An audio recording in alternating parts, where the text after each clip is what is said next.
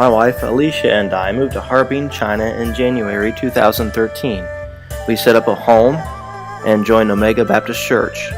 Omega was first established by senior missionaries Jake and Steph Talby, whom we had come to work under while in language school.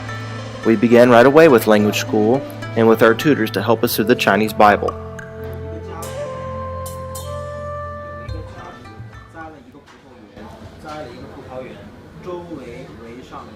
As our language abilities increased, I began preaching in church and starting many Bible studies in colleges and universities. It was during this time where I met Liu Yang. When I met Liu Yang, he was an atheist in his sophomore year at university. Liu Yang came to one of our Bible studies on campus where we met the first time, and we kept in occasional contact since then. I invited Liu Yang to a personal Bible study, and we began studying together one-on-one for several months. As we began going through the Bible, his interest in the Bible increased gradually. He began showing more and more signs of God working in his heart. Over the summer, he returned home and attended a funeral of one of his classmates. He said his friend died without hope, and the situation caused him to remember what he had heard of the gospel.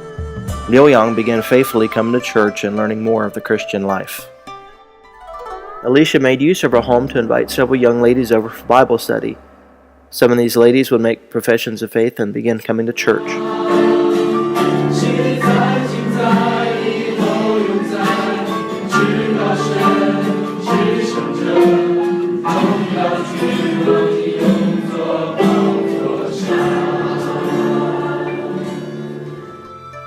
Our church had planned something special to honor the Lord on His resurrection.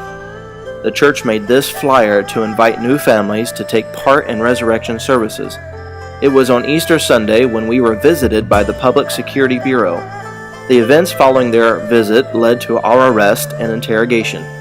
After we were released, we were given 10 days to leave the country. It seemed like our time in Harbin was coming to an early end. We wanted to spend our last days with the Chinese believers, encouraging them in their faith. But it seems their reaction was an encouragement to us. This is Pastor Liu commenting on the recent raid by police.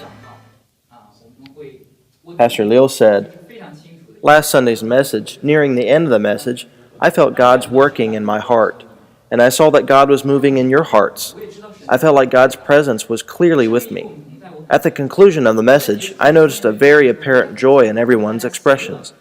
You would not expect people suffering persecution to have this sort of reaction, but we did.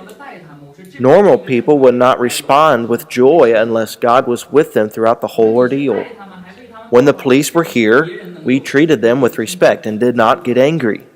Normal people would not show them love or pray for them unless you are a Christian who loves the Lord and obeys His word. The Bible says, 'For there is no power but of God, and the powers that be are ordained of God.' The police are God's servants.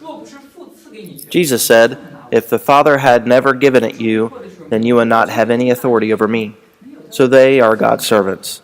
We ought to respect their authority, knowing where it comes from. We may get upset, we might give in to our tempers, but they are God's servants.